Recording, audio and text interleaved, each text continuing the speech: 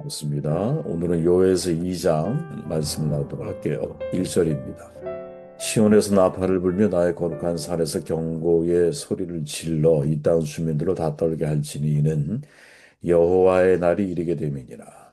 이제 임박하였느니라.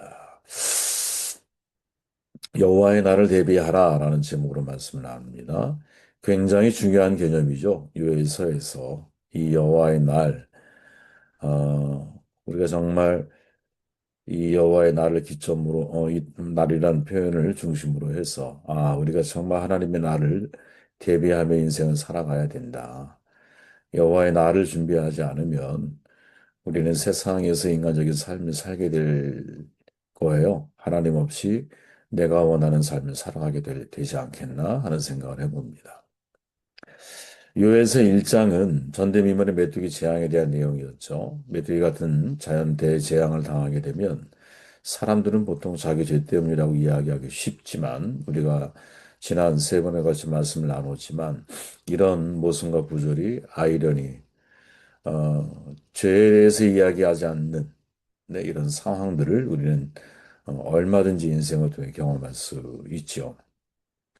우리가 살고 있는 자연세계는 인간의 타락으로 말미암아 무질서하기 때문이죠. 실은 피조물이 다 이제까지 함께 단식하며 함께 고통하는 것을 우리가 안 하니 바울의 고백처럼 타락 이후에 피조물의 세계가 비정상적인 상태에 놓여 있다라고 말하잖아요. 그죠? 다윗 왕이 바세바를 간음하고 그 남편 우리아를 전쟁에 보내 차도 살인죄로 죽여 죽게 했을 때 요압 장군에게 소식을 알리잖아요. 다윗에게 요압 장군이 그 소식을 들은 다윗이 유명한 말을 남기죠. 사무엘하 11장에 보니까 다윗 사자에게 이르되 너는 요압에게 이같이 말하기를 이 일을 걱정하지 말라. 칼은 이 사람이나 저 사람이나 죽이느니라. 사실 섬뜩하죠. 이렇게 말하고 있을 다윗을 생각해 보면, 야, 자기가 사실은 계획해서 죽인 거거든요. 죽게 만든 거거든요.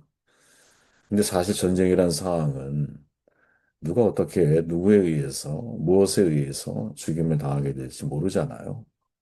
그죠? 내가 살 수 있다라는 보장이 어디 있겠어요? 선인과 악인 모두를 죽일 수 있는 거죠. 자연재해가 그런 거죠. 지진이 일어나면 교회도 같이 무너지는 거예요. 그러나 유해 선지자는 하나님의 계시를 받아 메뚜기 재앙만큼은 의미가 다르다고 이야기를 하죠. 메뚜기 재앙은 하나님께서 보내신 것이고 앞으로 이스라엘 국가에 다가올 더 큰 재앙의 전조에 불과하다라는 것이죠. 그리고 다가올 큰 재앙을 가리켜서 The Day of the Lord, 여호와의 날이라고 부르는 거죠. 오라 그날이여 여호와 날이 가까웠나니 1장 15절 이 땅 거민들로 다 떨게 할지니 이는 여호와의 날이 이르게 됨이니라. 이제 임박하였느니라. 2장 1절.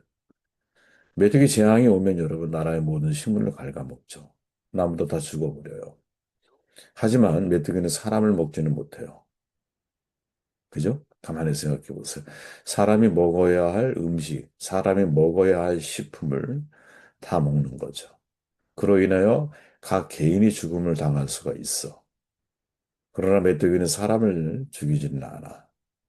그런데 이 재앙이 이거로 끝나는 것이 아니라 여호와의 날은 메뚜기는 사람을 먹지는 못했지만 여호와의 날에는 국민들이 생명을 잃고 국가 자체가 소멸되는 무서운 날이 될 것이다. 라고 요엘은 예언하고 있죠. 앞으로 여러분 시대를 주목해야 되는데 AI 시대에 정말 무섭게 발전하고 있다 그러더라고요.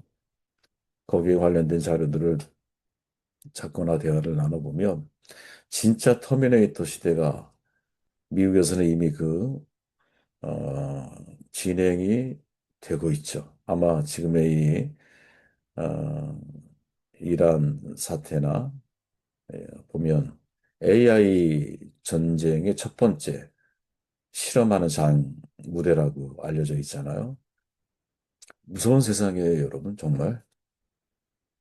앞으로 어떻게 될지, 야, 이 시대가 이렇게 빨리, 이렇게 급변하고 도대체 예측 불가능하고 미래가. 과거의 모든 동맹이 다 깨지고, 어떻게 보면 세계 최고의 어떤 군사적 전력을 가지고 있는 미국이 깡패처럼 행동을 하니까 나라의 대통령을 막 잡아오기도 하고 본인들이 다 바꿀 수 있다고 생각을 하는 거죠. 아나무인인 거야, 아나무인. 그러니 세상이 정말 요동치는 것 같아요. 야, 앞으로 어떻게 될까? 참 염려되는 그런 시기를 우리가 살고 있는 것 같다. 하나님께서 요의 선지자에게 시온의 나팔을 불고 하나님의 성산에 호각을 불어 여호와의 날이 다가오고 있다는 것을 강력하게 경고하라고 말하죠. 청각적인 도구를 동원하라는 거예요. 호각은 아무 때나 불 수 있어. 나팔은 아니야. 민수기 10장에 보면 제일 중요한 거 전쟁이 일어날 때 나팔을 불게 되어 있거든요. 다시 말하면 여호와의 날을 앞으로 전쟁이 날 거야. 나는 진짜 긴박감을 가지고 사람들에게 선포할 것을 이야기하고 있는 거죠. 어떤 이는 이 메뚜기 재앙이 첨가된 메뚜기 재앙과 연관해서 하나의 상징적인 의미로 요엘 2장에서 나팔을 부는 여호와의 날을 해석을 했는데 여호와의 날 요엘 2장에 나와 있는 여호와의 날에서의 이방인 군대는 100% 군대를 말하는 거거든요. 군대의 침공을 메뚜기에 비유한 거거든요. 1장에서는 메뚜기 재앙을 군대에 비유했다면 2장에서는 군대의 침공을 메뚜기에 비유해서 설명을 하고 있는 거거든요. 그 이유가 뭐냐? 일단 시제 자체가 여호와의 날이 가까운 미래에 올 것이라는 표현을 가지고 있어요. 가까운 미래에 올 거야. 이 표현 자체가. 그리고 둘째가 요에서 2장 내용을 정확하게 이해하기 위해서 마태복음 24장과 비교해 봐야 되는데 왜 24장에서 예수님이 요엘서를 이제 요엘서를 비유해서 이야기를 풀어가시거든요. 헤롯 성전을 가리켜 이 성전은 돌 하나도 돌 위에 남지 않고 다 무너지게 될 것을 예언을 해. 그때 제자들이 두 가지를 동시에 질문하죠. 어느 때에 성전이 무너지느냐? 주님의 임하심이 세상 끝에 무슨 징조가 있겠습니까? 그때 예수님이 요엘서 2장 2절을 인용해서 말씀하는 거예요. 이는 그때 큰 환란이 있겠습니다. 창세부터 지금까지 이런 환란이 없었고 후에도 없으리라. 그리고 이 환란은 어떻게 연결되어지느냐? AD 70년에 티투스 로마 장군에 의해서 무려 이스라엘에 100만 명의 사상자가 나거든요. 그리고 나라를 잃어버려. 2000년 동안 유리하는 백성이 되잖아. 그게 끝이냐? 아니에요. 그게 끝이 아니에요. 그 다음에 이 말 멀게 봤을 때의 여호와의 날은 언제? 예수 그리스도의 재림을 상징을 하는 거죠. 그래서 마태복음 24장 29절에 보면 이렇게 말씀하는 거예요. 그날 환란 후에 즉시 해가 어두워지며 달이 빛을 내지 아니하며 별들이 하늘에서 떨어지며 하늘의 권능들이 흔들리리라. 이건 요에서 2장 10절을 인용한 말씀이고 이 말씀을 하신 이후에 30절에 그때의 인자의 징조가 하늘에서 보이겠고 그때의 땅의 모든 족속들이 통곡하며 그들의 인자가 구름을 타고 능력과 큰 권능으로 오는 것을 보리라. 그러니까 지금 이스라엘 메뚜기 재앙을 당하고 있는 이스라엘 사람들을 향해 요엘은 세 가지의 종말을 말하고 있죠. 우리는 항상 이 세 가지의 종말을 가슴에 염두에 두고 살아야 되지 않겠나. 첫째는 메뚜기 재앙.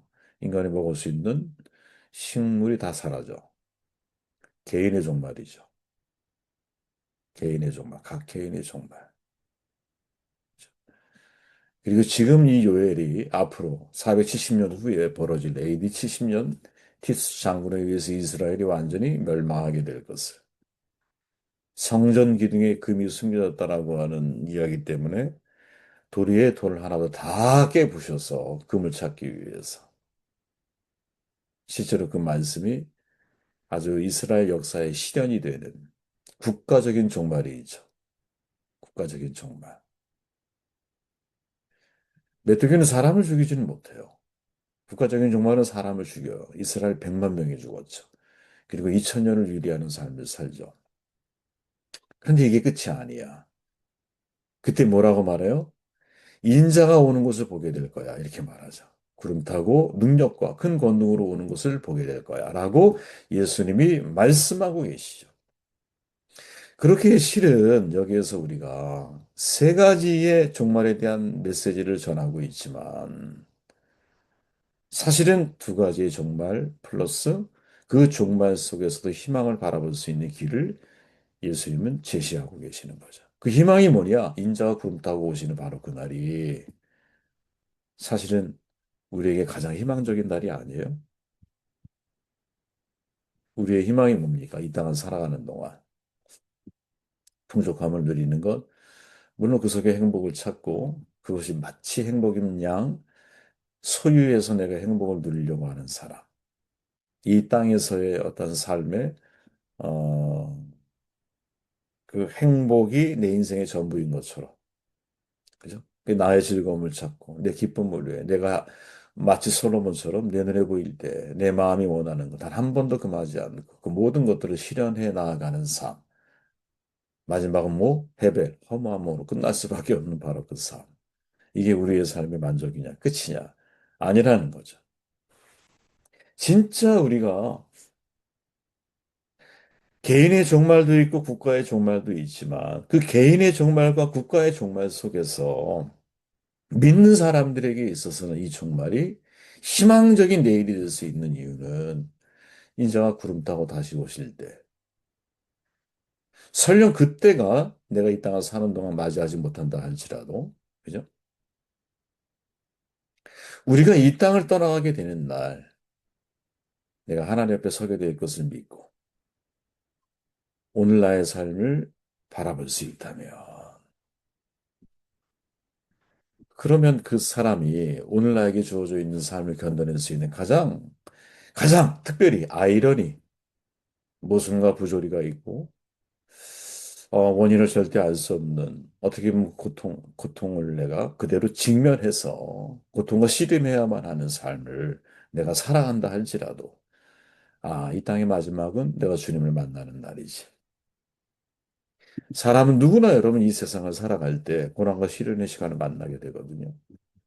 누구나 이처럼 역경의 순간들을 경험하기 때문에